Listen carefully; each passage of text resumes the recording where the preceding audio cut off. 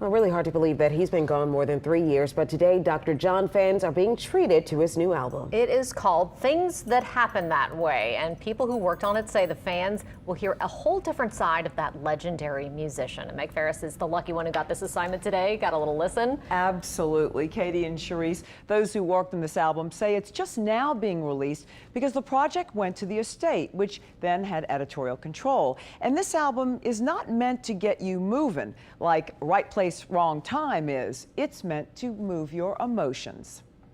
I'm so lonesome I could cry. Fans have been waiting 5 years for Dr. John's swan song album, but especially those at his side as he laid that one-of-a-kind voice to track. It's very raw, and it's an emotional track, and it's I'm So Lonesome I Could Cry by Hank Williams again. Mac loved this song. It's beautiful. I mean, you'll hear Mac's emotion. He really put everything he had into finishing this. Of course, locals know him as Mac Rebennack. Co-producer Shane Theriot says they wrote a few original songs and covered country classics. He told the WWOZ listeners Friday, Mac always wanted to make a country western record. Mac's persona and his whole personality was larger than life, so he could take on any song and make it his own. When the original tracks were done, he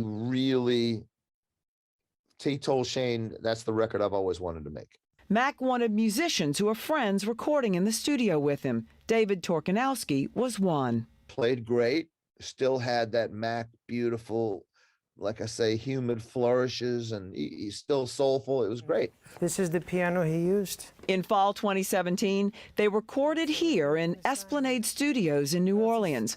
Mac's famous sound was on this piano. It's just so much tone and character in his performance and his sound.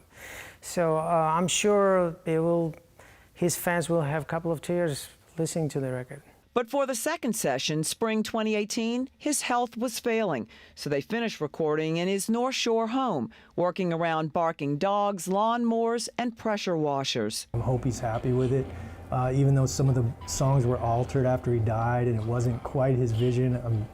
It's still a beautiful record. Mac didn't have any concept that this was his last record. To him, it was his next record. You know, it's like the quote, and the great quote in the Rolling Stone article, I have no plans to die within my lifetime. And through his music, his voice lives on. I love that. And David Torkanowski remembers the day that Mac was late to the recording session, so he got the recording session going by playing Mac's piano part, with the intention of letting Mac replace it when he got there. But Mac walked in on them and jokingly said, "Man, if that's supposed to be me, that's terrible. Get up." And now